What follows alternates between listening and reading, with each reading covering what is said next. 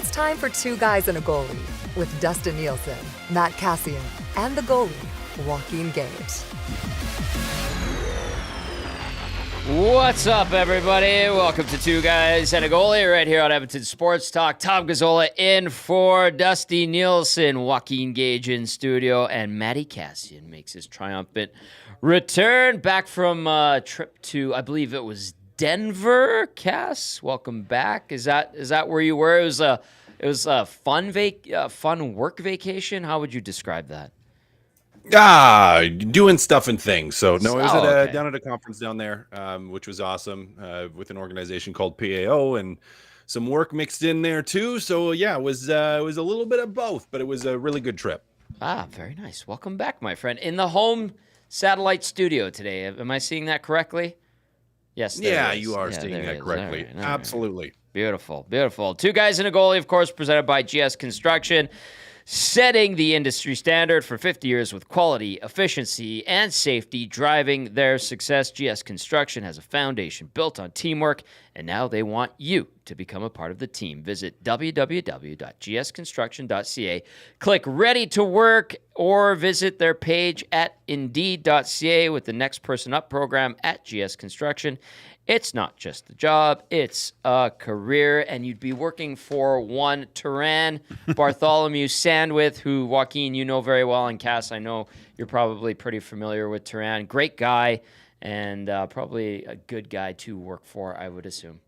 Great company. Been around for 50 years. They had their 50th year party, which I was invited. I couldn't attend. I'm sorry, Sandy. I couldn't. I know he's listening right now, but great guy.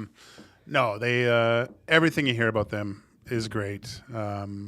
Turan wore the C on a lot of teams. Reason why he's running the company now. Really good dude. I think, great anyway. Partner. He's a busy guy. He's wheeling and dealing. When he's in town, he'll skate with the alumni. When he's not in town, and he pops in and out. And I saw him one day. I was on my way somewhere, and he was downtown by the rink, and I was assuming he was in for business. But he's always entertaining, and everyone's chatting with him. It's a working relationship with all the contractors and all the developers in town when he's here. Obviously, he lives, like his family, his kids are in Toronto, so he's back and forth from here and there. But it makes he hasn't made time for me at all this summer. But he's making time for what matters, I guess. Business.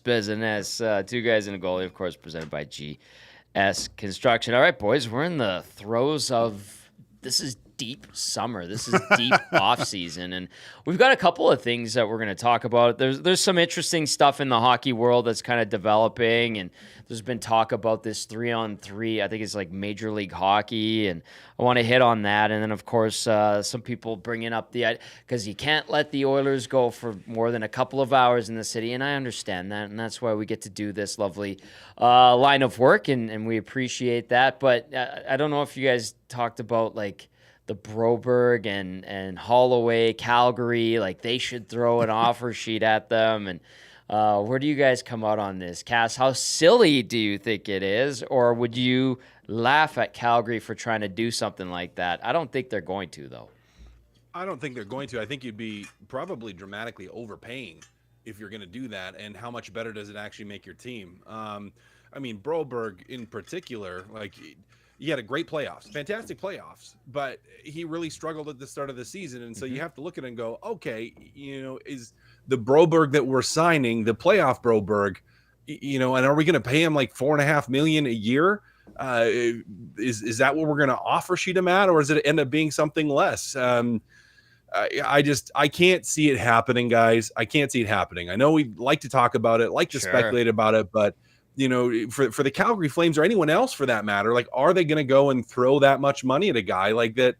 You still just have a tremendous amount of unknowns about. You just don't know yet, and I just can't see it, fellas. Me neither. And I was on Calgary radio the other day, and they threw it out there, and I was like, "Did they really?" You know what I said, Gager? Like Cass said, ultimately, I said I can't see it happening, but I said just to kind of poke the bear a little bit because. This is Edmonton, and we're from here, and we like to represent our city. I was like, go for it. Go ahead, Calgary. Yeah. I mean, if one of those two guys or both, whatever, want to go and play on one of the worst teams in the league for the next few years, by all means, take the money and run. But I think they're a little bit smarter than that. When you've heard, because this is one of those kind of topics that's popped up, when you heard that, Gager, what did you think to yourself? And if you were in those guys' shoes, would you seriously take a look at an offer from a rival like Calgary if they were to present it to you? The way it was phrased, it was like, let's screw with Edmonton. So the first thing that went through my mind is, if you're more worried about what Edmonton does, then you guys aren't. You don't have the eye on the prize. Worry about your own house. Don't worry about what's going on in other places. That was my first thinking of. But then, yeah, just like what you said, Tommy, does Philip Broberg make your team better at this juncture? And I think he can. Like I'm gonna. We're talking about Calgary or Edmonton. Calgary. Yes. So I'm thinking you're getting a young defenseman, played in the Stanley Cup playoffs, like took a job from an established NHLer. Yeah. That's what you kind of want. He checks a lot of boxes, but you're still getting a relatively young unknown. And is that the kind of chance? Is that the direction you want to go right now with the Flames, with what you have on the back end right now? Right. Man, that's a big if, but I can see the draw upon it. Sure. Definitely. Why wouldn't you want, if you saw what Philip Broberg did in the playoffs? Like, that's a regular playing against the best at the most crucial time. That's what you want from a young defenseman. That, of course, that's what you want. But for how much, Gager? For how much? Well, they were saying $4 million. That's what I mean. Like that's 4, crazy. 4.5. That's just nuts to do that at that point. And then, like you said, what is Philip Broberg? Is that better for your career, or is taking the gamble with this bridge, possibly banking 2 rings? You know, if it's a 2-year deal, whatever. Sure. Say Edmonton goes. Don't take me word for word. We're working in the hypothetical here. Yeah. So even if it's 1, you have 1 ring, you're cashing in a lot more than because I don't think Calgary's going to throw 4 at him. Yeah, and then even Holloway, Cass. Like, I know there's ties to Southern Alberta. He's a good Berta boy, but you were a player in the NHL. If you were tantalized and tempted by the provincial rival, like, what would be going through your mind if it's like, well, Calgary's going to throw a bunch of money, but I could ride the gravy train in Edmonton? I think I'd take the honor of continuing to build my career with the team that drafted and developed me. But that's just me. I don't know. For young guys in that situation, money's going to talk a lot. And the reason I would say that is because, you know, if you're Dylan Holloway, you're looking at this and going, okay, what chance do I have here to crack the top 6 in Edmonton? And the answer right now is basically none, or very, very slim. You know, you need injuries and you need that, but you're also balancing that with the opportunity to have good playoff runs and to be on a team that is a Stanley Cup contender, maybe the Stanley Cup contender heading into next season. So, you know, you're balancing that out, I think, as a player mentally. The reality is, though, is like if they throw, you know, $3.5 or $4 million at you, if you're Dylan Holloway, I mean, you're going to sign it. And like if Edmonton's talking like looking at a $2 million bridge deal or something like that, depending on what the number is, like you're going to look at something. If they're throwing all kinds of money at you, you have to, you owe it to yourself and you owe it to your career to take the money in some instances and be on a team where you're going to play more than in Edmonton. Now, I just still don't think he gets one, at least not at a number that's crazy. But I guess we'll have to see. Gager, would you take it? Would you, if you were heading into I like that smile. You have a little bit of a role, and you'd have to take less money, or you could take more money on a team where you're going to have way more of a role and opportunity. What would you think? Like, what would your process be? It's different a little bit being a goalie, but I think it would be at that age. I wouldn't take it. I think I would be more inclined to stay with the team I'm at because there's a better chance of me winning the silver chalice at the end. If I was older, say if I'm a 28, 29-year-old at this point, I'm taking the money at that point. But this is also me at as a 50-year-old man too. So I'm trying to get back into the. I think I referenced it on the Hangout into the DeLorean to go back. And the flux capacitor. And with the flex capacitor flexing, I think I stay because these guys have only been with one NHL team. They've grown up with these guys: Connor McDavid, Leon Draisaitl, Darnell Nurse, Zach Hyman. They've been kind of your mentors, right? And there's a camaraderie you develop as a young player. I look at myself seeing, Kelly Buchberger, Doug Waite, Luke Richardson, Shane Court, these guys I looked up to. So I think that's the draw of playing with your friends could outweigh the dollar figure in the end. What say you? 780-218-9999. Text us or get into the nasty chat. A couple of texts coming in. Already, I'm going to dip into the nasty chat. Jimbo starts with, is that a haircut, Cass, or am I crazy? A little while ago now. Oh, not very brand nice. new. Not brand new, but I try to keep it fresh. It looks fresh. It looks fresh. Tube Sock says, quote, let's go and grossly overpay for a player just to spite another team, unquote. Carolina, Montreal, anybody? How did that work out for the Canes and Kotkaniemi? Not well. Could have got that player at a much lower number, but that was kind of a measuring contest by the end of it, right? So we're not going to. We're talking about this because it's summertime, but we're not going to see. I don't think we'll see an offer sheet all summer, let alone I don't think so either. I'm with you. Yeah, this isn't going to happen. GMs don't. This isn't. It's a tool. But it's not in their toolbox. It's still at Home Depot that's willing to be scanned at some point. But, it's in that aisle that you can never find when you need something.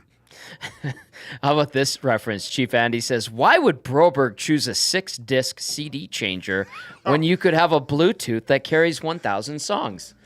He obviously listened to the Hangout today. He listened to the Hangout today. No, yeah, exactly. Cass Gager talked about what he did with his bonus money. He went and bought the nice Jeep Grand Cherokee, like the pimped out edition, because Freddie Brathwaite had one. Yes. Yeah. What did you do with your bonus money? Did you, being the fiscally responsible adult that you are, did you put it away, or did you treat yourself a little bit? Well, I needed I had we called it the Green Beast, but I had a 1992 Ford Escort that had plastic spinner hubcaps on it, which were awesome. We ran that thing into everything on purpose just to see. Did some dumb things with it. I won't get it too much into that. Sure. But I did need a vehicle because that car was. I miss it sometimes. It was a blast. A little standard thing. It was awesome. But I bought. I didn't go with something crazy. I bought a Mazda Tribute. So nice. That's economically viable. Nice. Yeah. Pretty practical with it. Because I was just like, new cars cost how much? And cars cost how much? When I actually had to start buying stuff myself, insurance costs how much? So I didn't. That was the big purchase, was buying a Mazda Tribute. So it wasn't fancy. So. I think it did have a 6-disc CD player in it. Now that I think back to it, but no Bluetooth. That car did save my life, though. Did it? Yeah, I'm sure. Like, Jeeps are very nice. Yeah, it was very nice. Oh, Jeeps are great. Yeah, it was. But yeah, it was. My buddy and I, we used to go surfing at Tofino. It's a long story. I'll save this story for the Hangout. Okay. We're gonna put that one in the vault. It's so long, Cass. I can't. We've got time today, but I guess. Well, you want to hear? Okay. Yeah. My buddy Rob and I would go to Tofino and go surfing at Long Beach, and there's another inlet that we tried first. So I would strap the surfboards to the top of the Grand Cherokee, and we'd go out. And the first night we went to I don't know why we went to the one place. It was on the west or the east side of Vancouver Island. But sometimes you could get good swells in there. Oh, okay. But it was all like vagrants that lived there. Like they had like it looked like Planet of the Apes. Like they had huts built in trees and stuff. The nomads. Yeah. And so they had these shacks, and we stayed there the one night. And people were coming up, like in the pitch dark, coming up and offering us moonshine. And we were like, we got to get out of here. Yeah. And then the next morning, we woke up. We just slept on the beach that night. And there was like goats eating all our food because they had like chickens and goats and stuff. Oh, they live there. They were like gypsies. Yeah. Then. Oh my goodness. So this part of the island. So there we go. You know what? Enough's enough. This goat. I woke up with a goat looking at me. So we went to Tofino and we went to like a provincial park.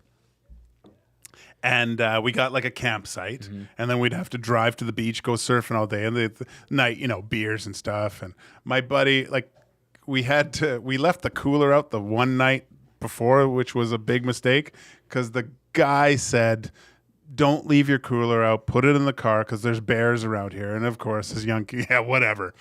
And one day we came back after surfing.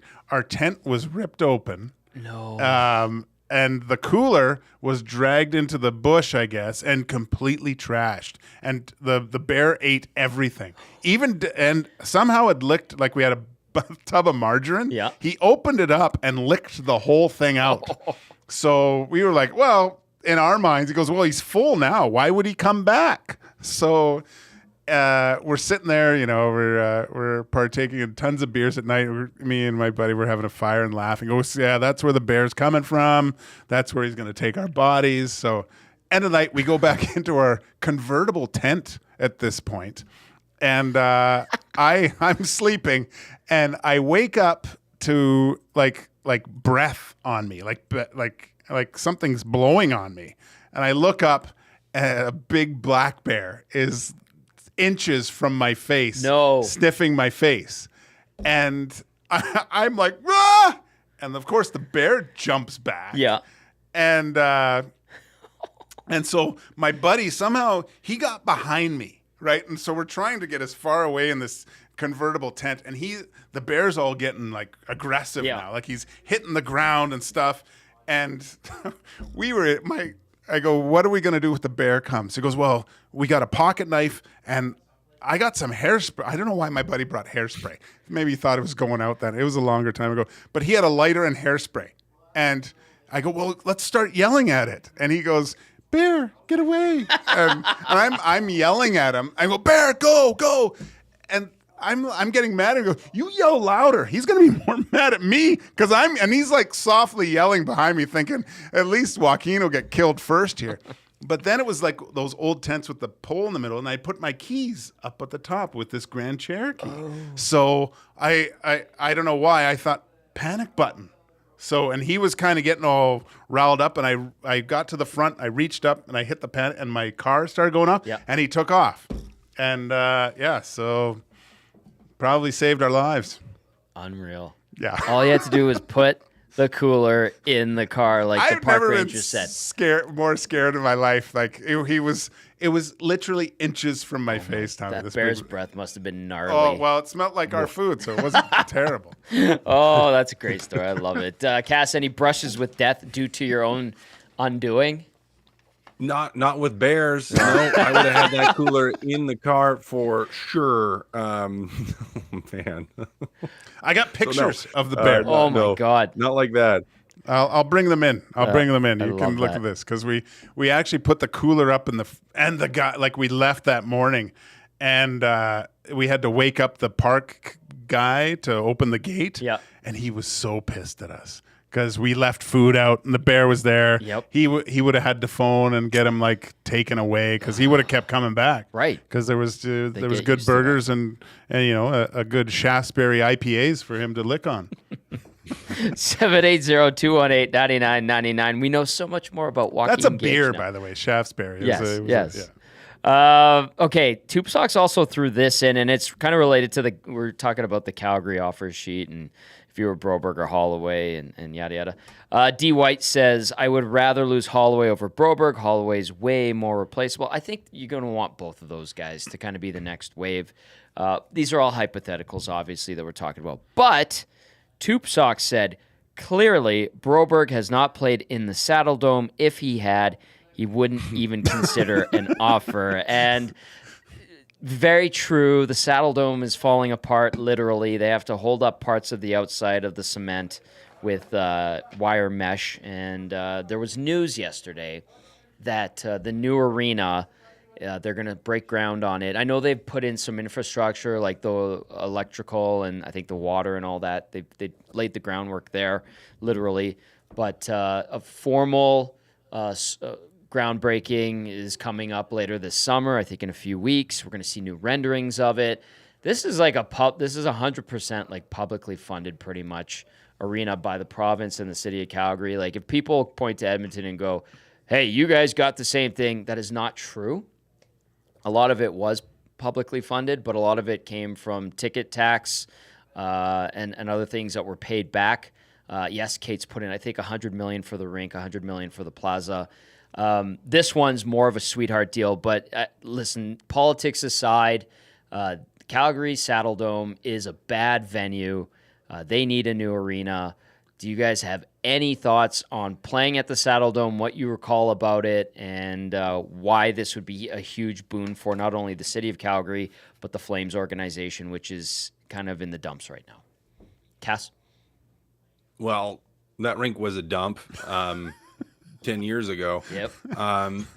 Yeah, it wasn't very nice. I mean, I liked playing there because it was close to home and family was there, so that was good.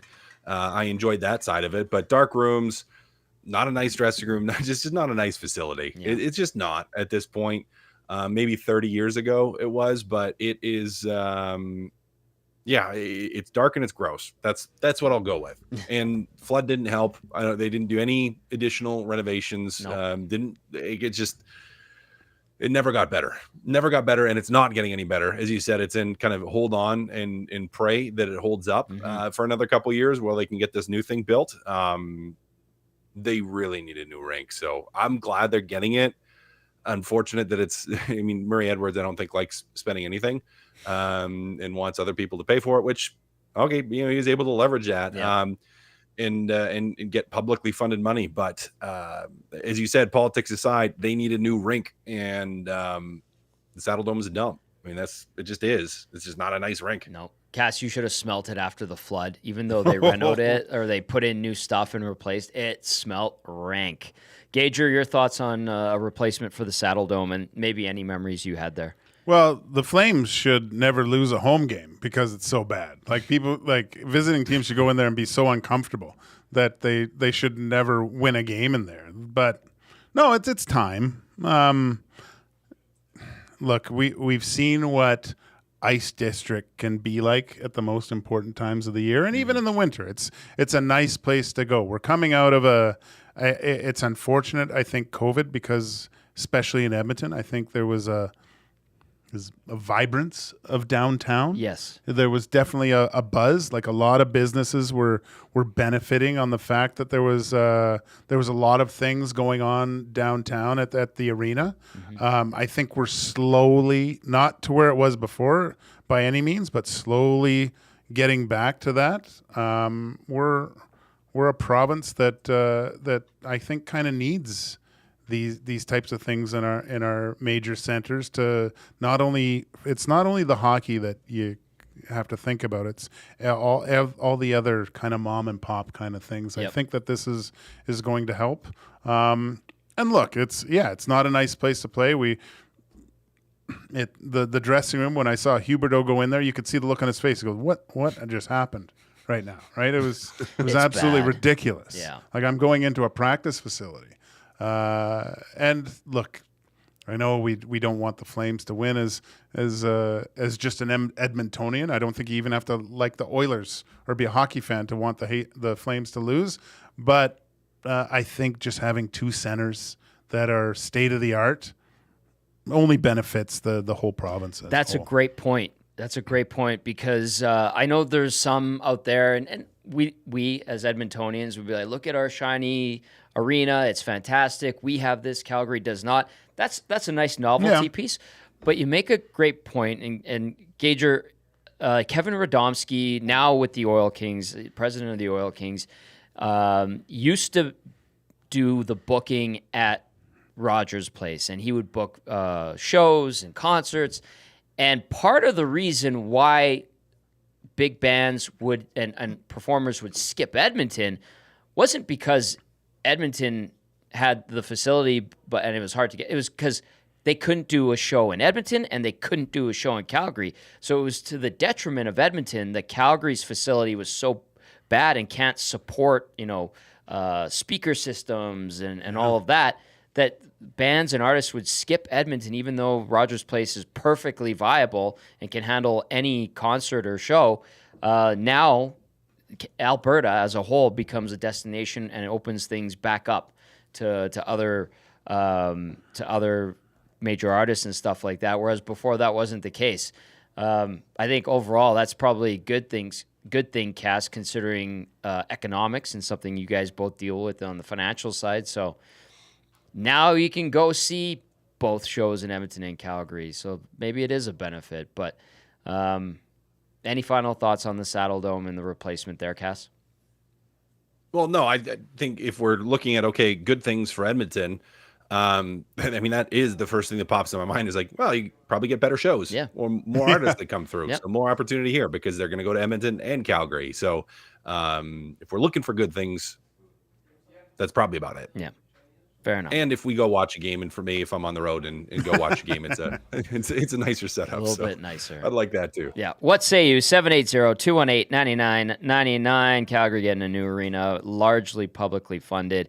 Yes, the province did kick in bucks, and a lot of them, unlike what happened here in Edmonton. I will remind folks that the province didn't help at all with the arena and district here. All right, let's see. This one says Edmonton will get less one-stop concerts once Calgary's is built. No, I don't think not so. True. No, not at all. There's going to be two stops. It's going to be more. Mm-hmm. Look, when as a traveling artist, which I was for a time, I don't think even more so than a hockey player. Going to a place where you could have two games without a lot of travel, that's unbelievable. If you're telling me a band can go to Calgary, have 2 dates, some time off, go to Banff, go to Jazz, whatever, and then come to Edmonton or vice versa. Yep. You don't think that they're going to do that? Yep. And all they're doing is just making money and creating more jobs between, both dates. Yeah, of course they're going to do that instead of traveling, from Vancouver to Toronto. If they have Vancouver, 2 stops in Alberta, maybe a stop in Winnipeg, we'll see. But, that I think that benefits whoever's going through concert, event, whatever it is. They're going to do that way more often if there's 2 more state-of-the-art facilities available to them. Exactly. This text out of Calgary says, as a Calgarian, I can confirm the saddle dump is awful. The only good thing is the sight lines for watching hockey in the first 2 tiers is great. And I'm tired of losing out on concerts to Edmonton due to our arena being so crappy. But Gager and Cass just outlined it. Both cities will get, and it's okay, and it's good, and more artists and musicians and shows. And for those roadies, if the Killers come through, Tommy, you're probably going down to Calgary for a few shows, definitely, and then coming home for a few. That's or 1 or 2. I don't know. Yeah, I'd go. I'd do the double whammy. Yeah, I think that'd be super fun. I 100% would do that. The Gourd father says Broberg made $70K in minors last year. If offered 5 years, $4 million, I'd sign immediately. He was a bust 6 weeks before playoffs. Interesting. I don't know if he was a bust before playoffs. For all accounts, from what I'm just going on what everyone else said, but he was dominating at the American League level, and even to the point where the game before he came to Edmonton, he had 2 goals or what. Like he was producing and being a factor, and you could see that right away. Keep those texts coming in. 780-218-9999. It is 2 guys and a goalie. Tom Gazzola, Joaquin Gage in studio, and Matty Kassian at the Satellite Studios. As we roll along here, we want to hear from you, as always. Time now to get to bigger and hotter headlines, brought to you by Big Mama's and Papa's Pizzeria. BMPP, real pizzeria restaurant, not just a delivery pizza chain, serving authentic Italian cuisine with their maiden-house pizza dough, traditional tomato sauce, and fresh toppings. Each pizza is cooked to perfection. A pizza experience you've been waiting for. Visit them at 12848 97th Street. And they have their Southside location you've been visiting? I've been visiting. Great spot, right at kitty corner from the the Superstore little strip mall there. Oh God! You go in and see the menus. I haven't tried the boat yet. I got to get the egg, right? The egg Talking boat. about that, like someone's got to try that thing. Yeah, I might have to just go do that. I'll pull the trigger on the egg boat. Order today, www.bmpp.ca, or call 587-746-0550, and you could get the boat before Joaquin does. And I hear that a possibility is we get a couple of those monster pizzas, potentially for the Nasty Bash next week, which is going to be an awesome time at the St. Albert Rugby Club.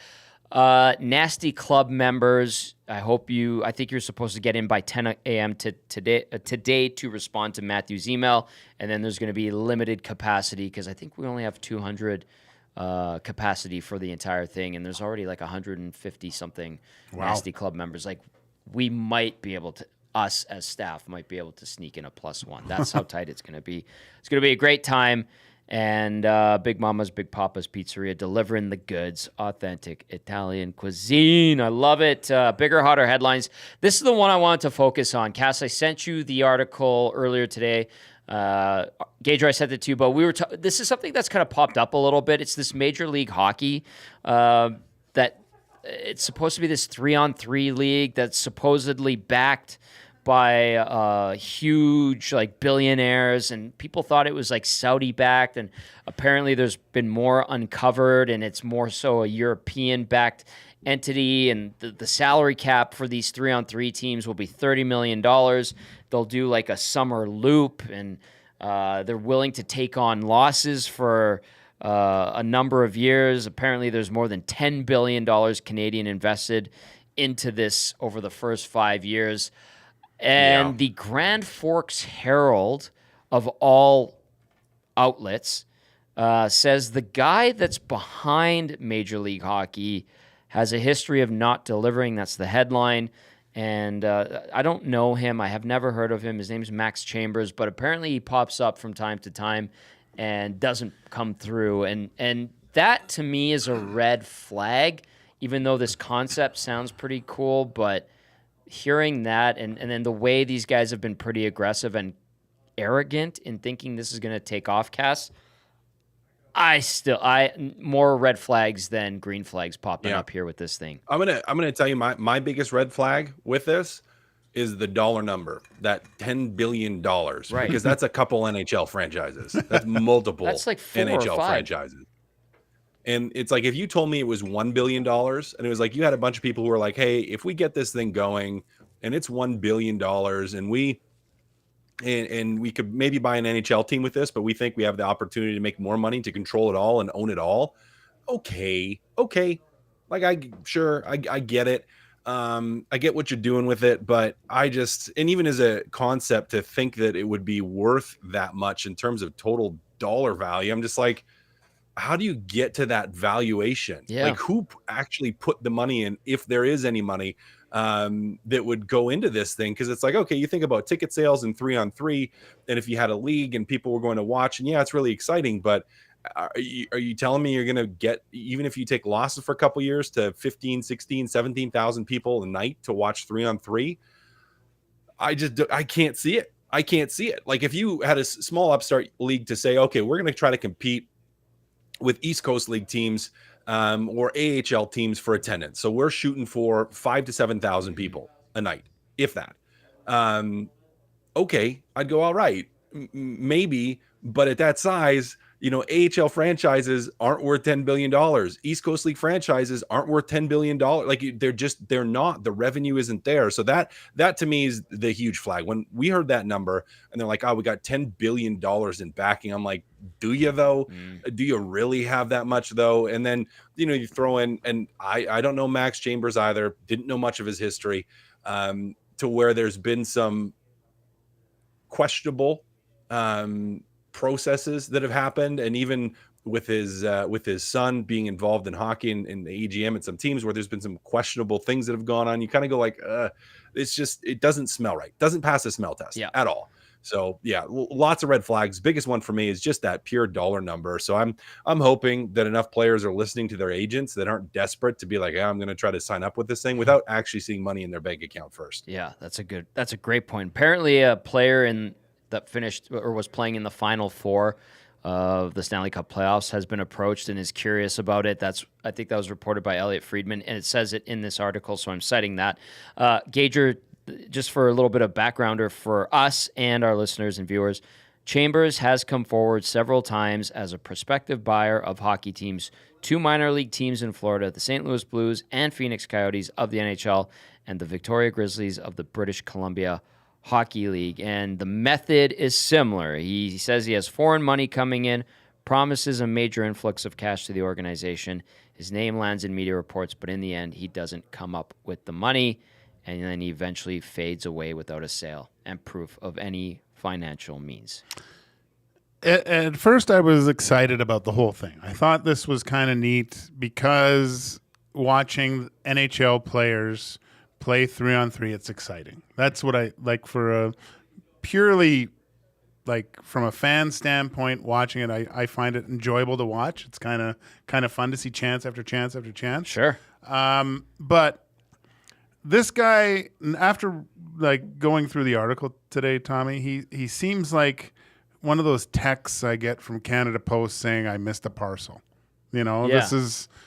This is something that I just delete half the time, and I was actually upset reading it, going, oh, it's not real. It's a fugazi. This whole thing. Yeah. So yeah, he's a phishing text basically, which is too bad because I do think there's something there. Cass, you make a great point. You can't go against the NHL at this point. It's like the old IHL. They tried to go up against it. Just won't work. Yeah, it has to be something a little bit different. You need a different view. You can't go up against the National Hockey League players with a 3-on-3 league.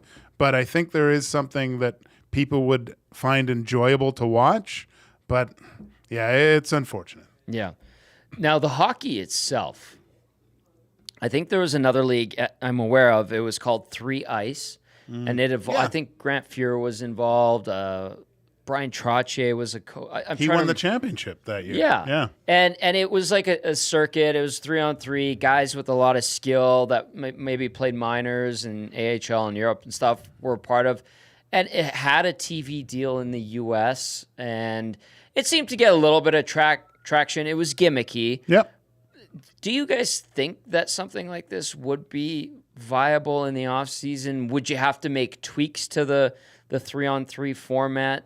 Gager, like I think you told me you'd like to bring the rink in a little bit kind of thing. Yeah, there's a lot of things that I think would make it more enjoyable to watch and make 3-on-3 on an NHL regulation ice. It's just too much space. I think you have to shorten it a little bit, and you can still, without getting rid of the 3-on-3 aspect of it all.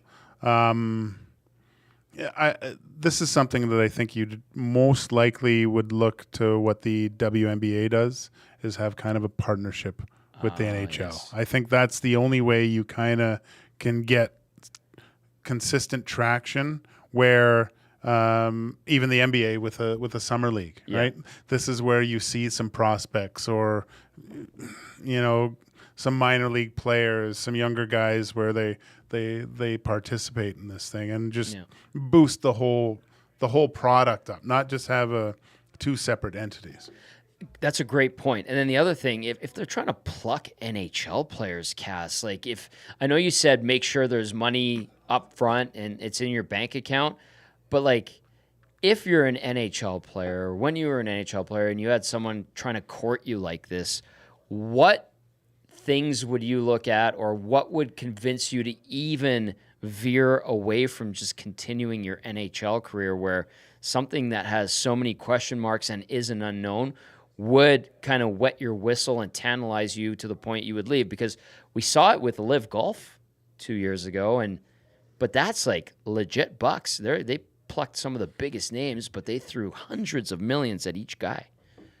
That's legit bucks. That's the thing, Tommy. Like that is, if you actually really have the money, you have proof of the money, and you can throw that money at people, well, then it becomes interesting, right? Then it becomes opportunity. But if it's just questionable unknowns where you just don't know, like, is the money actually there? Like, you know, for Live Golf, it's like, well, you had Saudi's backing, and there is real money there. And even then, I think it was like $1 billion or so. And I think the article had even mentioned that, where it's like, it's just that wasn't like a $10 billion mark. Like there was significant capital behind that, but you knew the people behind it, and you knew the people behind it had money behind it. And so they could throw money at people to make a splash, which they did. Now, for a player standpoint, yeah, if you throw enough cash at it, you know, just like we talked with Holloway and offer sheets, you throw enough cash at it, guys are going to listen, but they have to know that it's real.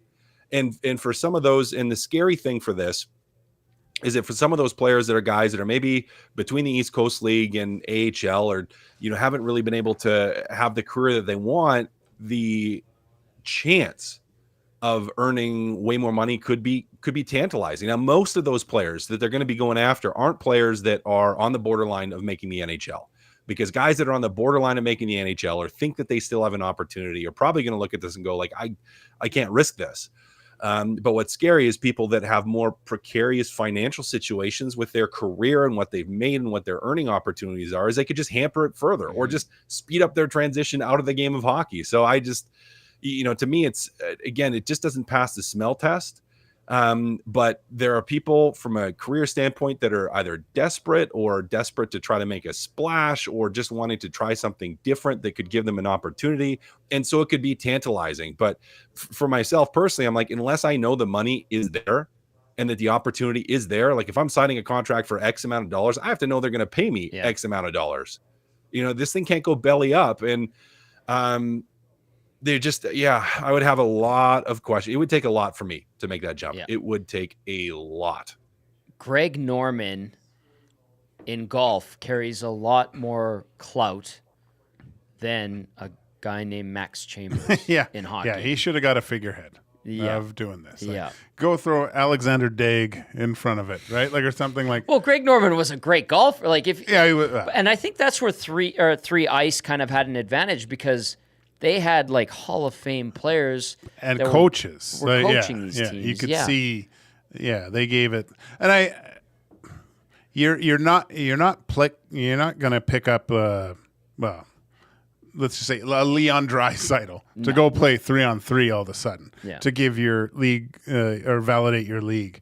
Like, you're going to get either first round flops or like John Tavares, you know, like a guy at the end of his career, you know, that gives it some validity. Guys that are maybe unproven and guys that are way past their prime for this thing. If you're looking for name recognition, I think you go completely the other route. There's tons of very talented hockey players that would excel in this type of setting, right? 3-on-3, no hitting, all skill, being able to showcase their abilities. And you just have to market your stars that way and say, come look at this guy. He's scored 40 goals in, 30 games, if it gets to that point. You know, your marketing department has to be pumping these guys out with, and I think it's a little bit easier with the amount of non-hockey people doing hockey skills that have quite a big following on Instagram or TikTok. You could really use that to your advantage. That's a good point. That's a really good point. Cass, any final thoughts on that? No. Oh, he muted. He's Classic. thinking himself. Classic. I did it the other day, Cass, too. Oh, it's the first time in so long. I know it is. I did it last time, and I always blame you. I go, my buddy Cass. So good. I disagree with Gager. Like, it's just disappointing when you're like, okay, it doesn't look like there's real money behind it, or there may not be, or it's just this mythical, magical money behind it. Because it could be a cool idea. Yes. Something, again, that could be small, but fun and entertaining, great for kids and exciting. But I don't have a lot of hope for it. So I just hope players don't get sucked into it. Same here. It's a Bitcoin contract. Well, Cass. You don't have Bitcoin. I'm just kidding. Cass is kind of right. Like it's a good way to accelerate the end of your career. I think at this point it's safe to say, and that's a perfect descriptor. That is a bigger and hotter headline for Big Mama's and Papa's Pizzeria. Let's go into Hire It or Fire It, presented by GS Construction. Hiring now. Become a part of their great team today by visiting gsconstruction.ca or hit up their page on indeed.ca. For the past 50 years, the foundation of GS Construction has been built on efficiency, quality, and safety. Take your career to the next level. Join the team at GS Construction. All right, hire it or fire it. I'm going to kind of borrow off of this discussion we had about Major League Hockey. Is there an appetite for some kind of like off-season NHL tournament, whether it's like a street hockey one or roller hockey one? I'm thinking like outdoors fun stuff where guys won't get hurt. I remember when Hockey Night in Canada, do you guys remember when they did the like little pond hockey tournament that they ran in intermissions? I think it was like early 2000s. Do you think there would be an appetite for something like that, like an off-season special, kind of a hockey esque type of thing with some of the game's biggest stars? Cass, what would you say to that? Nope. Maybe from people, so fire it. Nope. NHL owners, why would you want that? I mean, how much revenue is it going to bring in? What is the actual risk? Even if there's no contact to your players, the offseason is short. You don't have a lot of time to recover for guys that are banged up. You look at the Oilers, how quick this turnaround is going to be. Like, you're going to tell me you're going to convince Leon Draisaitl and Connor McDavid to participate in this? And if you are, how much money are you going to have to throw at them, and how much revenue is it going to generate? No. Business guy over there. Gager, what say you? Hire it or fire it? There's an appetite for some kind of cool summer hockey event involving NHL players, which Cass quickly dismissed and fired. Well, I'm going to fire it, your idea, but I would hire NHL Love Island, get 20 of the hottest young NHL bachelors on an island where they can play. You know, there's a workout facility or whatever. And then the other side, like they have to participate in hockey wife like participation, how they deal with things. Oh boy, and do that. I'd watch it. You took that somewhere I did not expect it to go. Cass, would you be on board with that idea? But I love that you did. Yeah. I love that you did. Yeah. You'd watch it, Cass. Don't tell me you wouldn't watch that. At least the first 3 episodes. Oh, my goodness. That's a non-answer. I'll just leave it at that. Oh, my goodness. That's what I'll say. All right. How about this one? Hire it or fire it. Steven Stamkos looks good in Nashville Predators gold. I'm hiring it. The blonde hair, he looks like a Predator. Ooh. And just seeing the him in the community, I kind of like it. I'm interested. I didn't, I'm a certain vintage where I like seeing superstars where they finish their career. I think there's something to that. Mm-hmm. But I think there's a little bit of a chip on his shoulder with Stamkos this year. I'd like to see what Coolbet has for his season totals, because I'm picking over on everything. I just think it's lined up for him to really stick it to the Lightning here. He was a 40-goal guy last year. Hire it or fire it, Cass. Steven Stamkos looks good in Nashville Predators colors. I'm gonna fire it because it's just weird. Like, because he's just different. It's just different. Like, I think he does have a great year, but there's a part of it that just doesn't feel right. And I know guys move on, and that's fine. And players need something new, and sometimes contract talks don't work, and you don't end up re-signing where you played your whole career. But it's still weird to me, so I got to fire it. But Cass, I want to ask you something. If you're Steven Stamkos, you've played your whole career in Tampa Bay, you've earned over $100 million in career earnings. Why do you ask for that amount in negotiations when you know your runway's not as long as it once was, and to get back to the dance, you don't need any more, but you're still a huge part of a team, and you're in a unique ability to go out as, as multiple Stanley Cup winners, being able to allow your team to do more with the cap. I said I think he looks good as a Predator and stuff, but I'm a little bit upset with the decision making that he thought what he was worth and what his team was willing to pay him, that he wouldn't kind of take, I guess the lack of a better term is the hometown discount to maybe bring another cup back to Tampa. Because today or yesterday he said the draw upon Nashville was the personnel in place, the goalie, the all-star goalie, the Norris caliber defenseman, the forwards that are capable of being difference makers. That's the same thing he had in Tampa. And for him, yeah, but I think Nashville's better positioned now than the Tampa Bay Lightning, aren't they? Much. I don't know. I look at still Vasilevsky. He's better than Saros, and I still think Hedman is better than Yossi. So there's two check marks that are done already. I mean, you can't say that playing with Kucherov is like he's arguable and point. I just think for him to take less money, it allows them to fill those slots with way more capable players to be an even deeper team than the Tampa Bay Lightning are. Yeah, but Nashville had a butt ton of cap space to bring players in. You're playing in Nashville, so you're not. It's not like you're going to somewhere that's dumpy that you don't like. So you're moving from Tampa, which is an amazing city, to Nashville, which is an amazing city. So I like. And if they're offering you more money, so it's like still have a chance at the Stanley Cup, still have a great roster, a lot of cap space, still have a lot of those aspects, as you mentioned, that you're looking for in Roman Josi, in Soros. Like you have a team there that's a good team, that you're making a better team. So I don't know. And I get the hometown discount, and we talk about that, especially in Edmonton. We talk about the hometown discount a lot. But I don't begrudge players when they don't want to take it.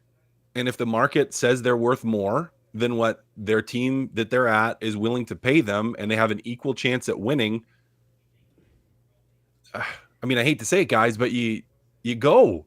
I mean, this is like at times, and we love talking about it because we love hockey in Edmonton and we want to win, and we talk about players and their contracts and why wouldn't they want to stay here and win? It's like, well, at the same time, you are your own business as an athlete.